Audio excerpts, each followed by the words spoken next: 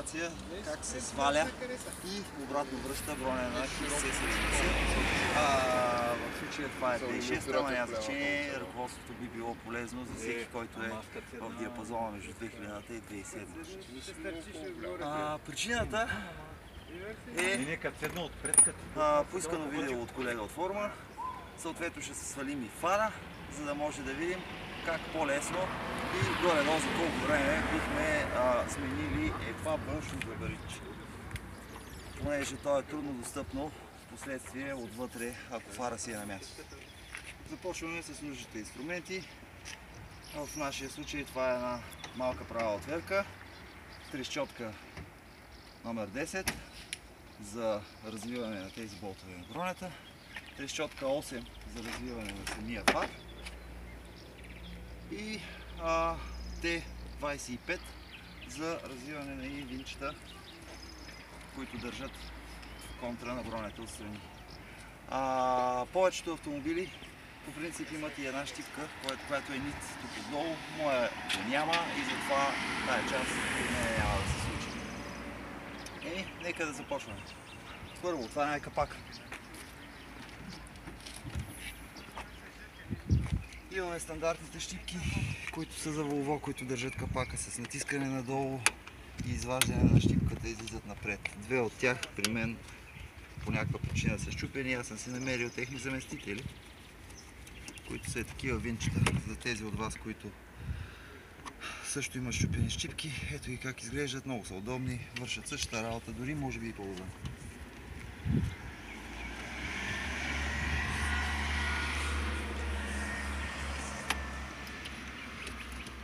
Започваме с демонтаж на щипчетите.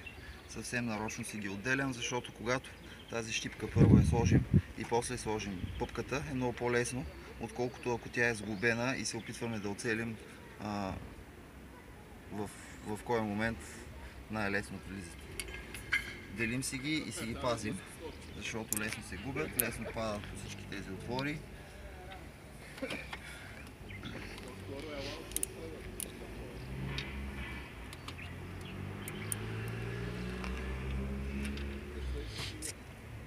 Продължаваме с махане на тези капачета. С малка права отверка. Отдолу имаме болт 10 от двете страни. Споменахме за Т25 и в моя случай аз ползвам трещотка с камъче 10, за да може да ми е по-лесно. Слагам на развиване и махаме не до край, просто развиваме тези Т25 тук.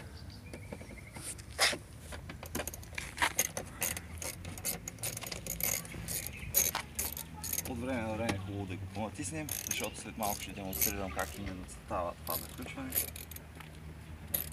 Развивам малко, натискам напред. Развивам малко, натискам напред. Отивам на другата страна.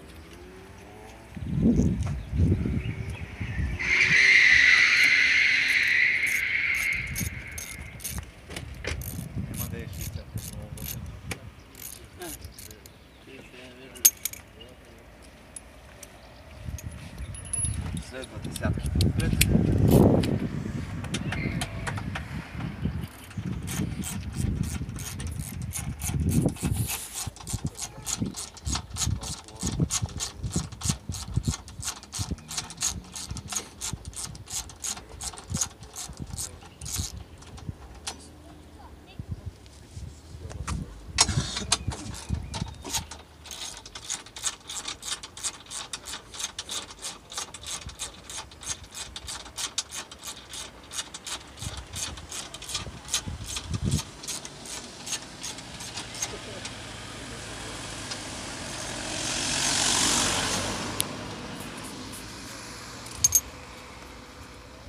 Издърпваме бронята леко навън, за да освободим от щипката.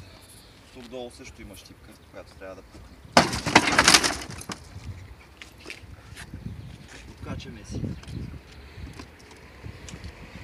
кълдините. Планата няма.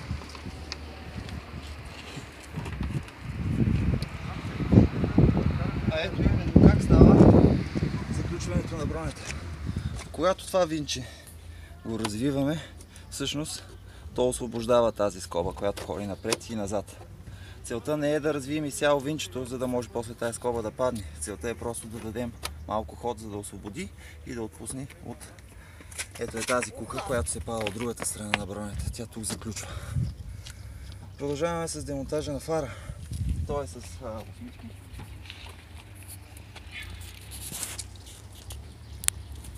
Слагаме си осмичките. Да речем, ще махнем този. Ще обясня след малко и защо именно ляв, а не десен.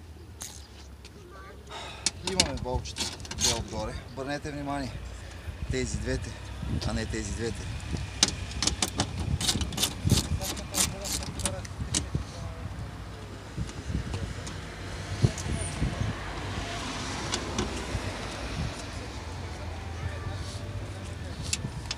Имаме едно болче тук, отсреща. Ето го.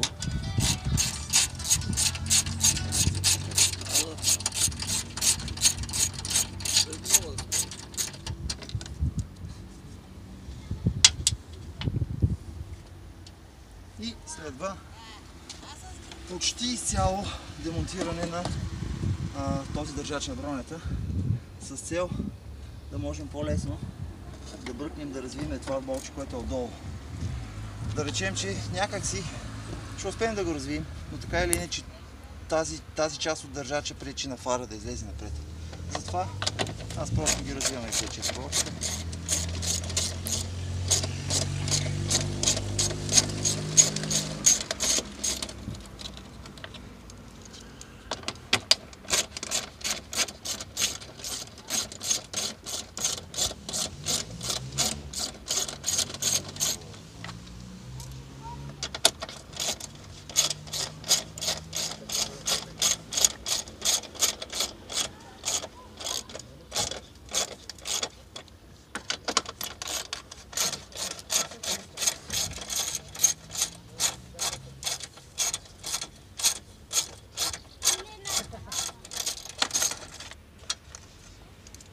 И всъщност това е болчето, което държи последното болче на самия фар.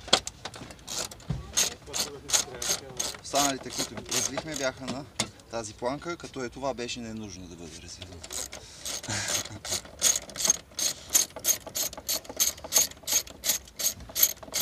Това най-вероятно ще падне долу на земята. Ще обърнете внимание, че всъщност това е единственото болче, което има боя по себе си,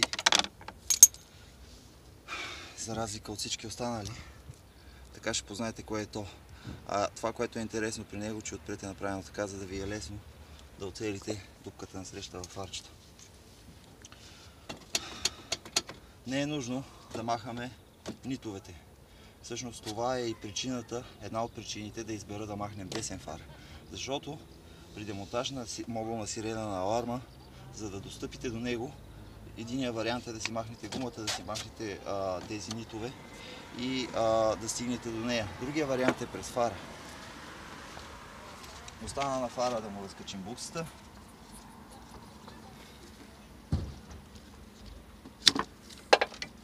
И самия той да излезе навън.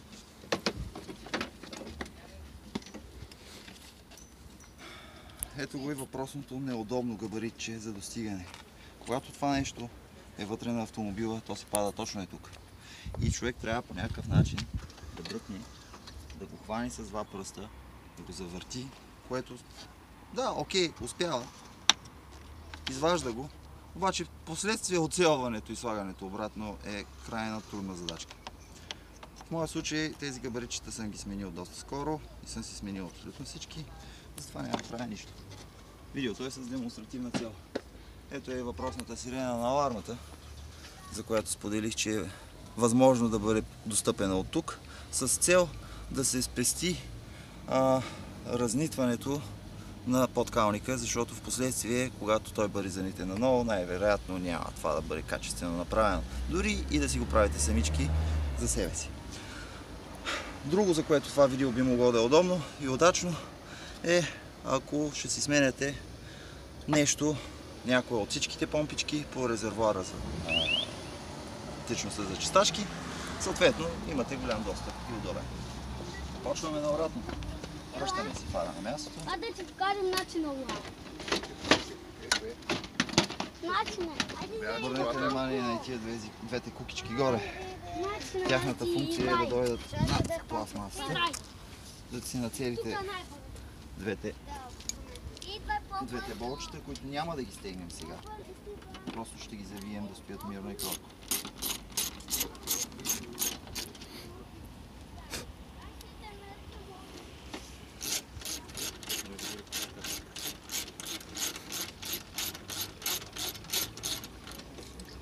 Следва болчето, което е насреща.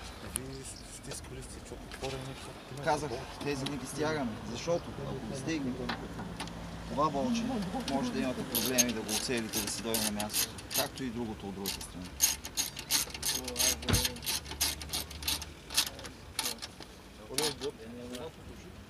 Не прекалявайте със стягането.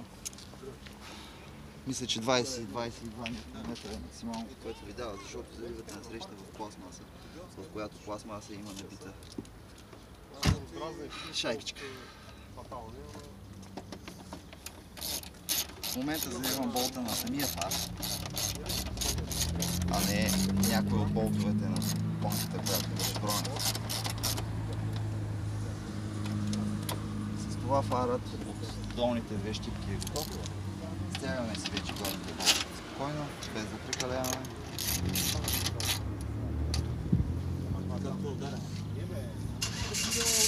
Остава долу нашата планка.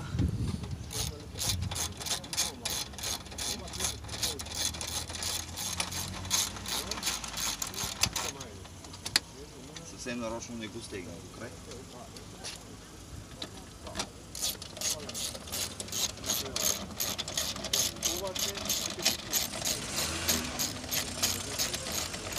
Този също.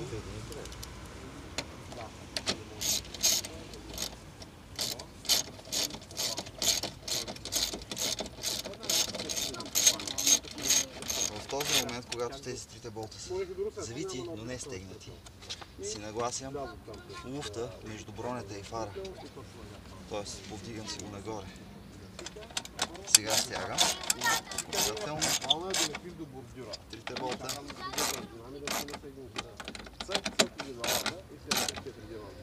И сме готови. Вследствие, когато сложим бронята, тук фугата няма да бъде голяма. Остана да върнем бронята обратно.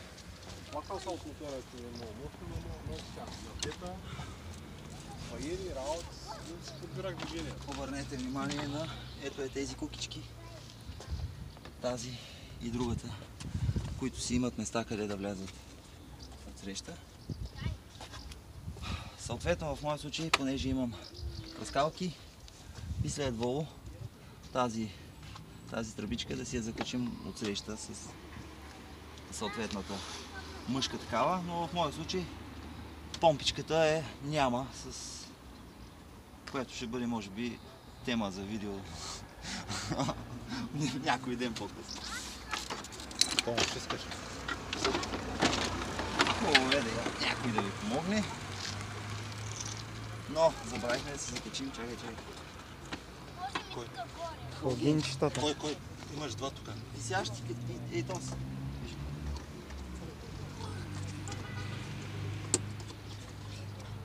Не, Той е. Огена. Натисни щипката. Натисни щипка. Окей. Другия? Не, другия някъде да случи.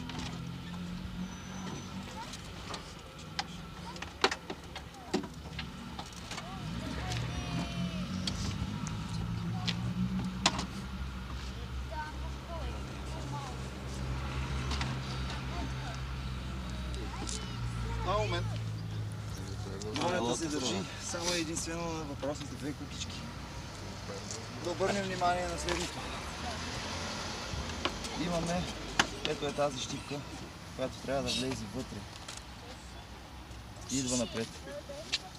Когато цялото това нещо дойде напред, единственото, което ни остава е да завиеме болчето Т25, както и да удариме тази щипка, която държи бронята странично.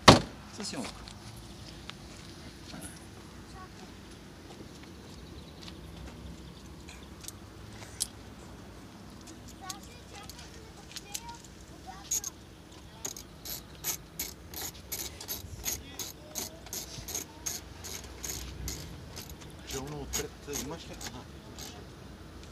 Не прекаляваме с те 25-цата. Повтаряме упражнението от другата страна. Уверяваме се, че сме си вкарали въпросния водач на среща.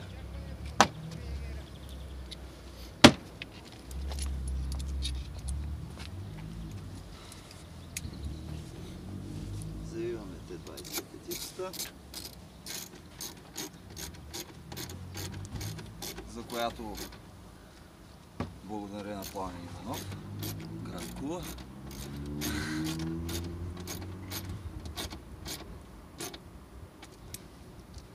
И остават двата болта на среща на бронята, както и щипките отгоре.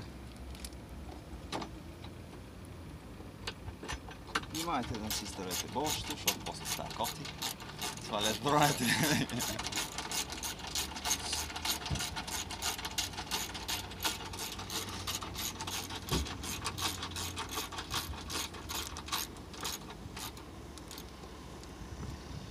Капачката, другото вълче.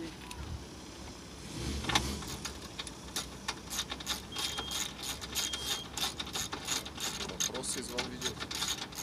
Знаем ли с пластин къде отваря батъл?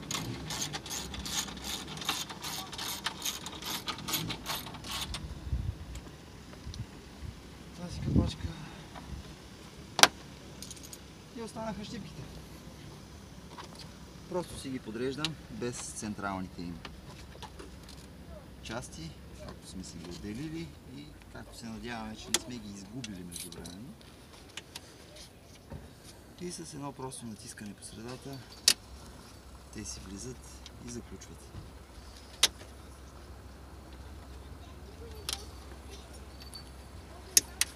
Съответно ето ги и моите заместители.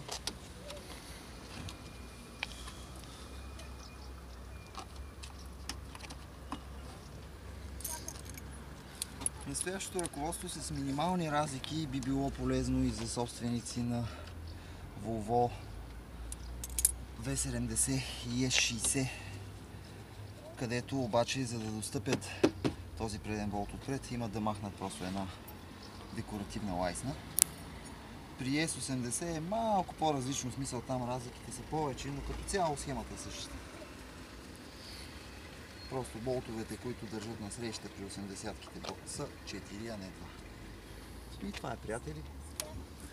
Надявам се, че съм бил полезен.